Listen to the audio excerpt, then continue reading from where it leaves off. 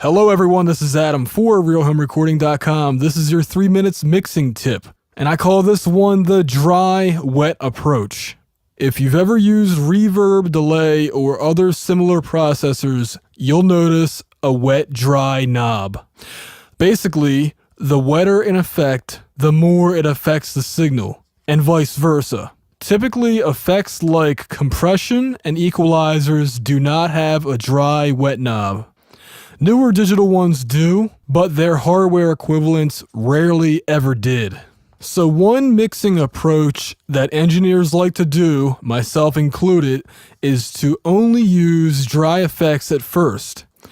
And also I like to mix in mono to carve out that EQ and compress everything so that it sounds good in mono.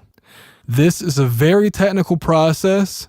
Some may even call it tedious, but it is an essential stage for a great sounding final mix. So after everything sounds good in mono with just EQ and compressors, and of course with your volume faders, it's time to start panning things and adding delays, reverb, and any other effects that can be classified as the wet variety.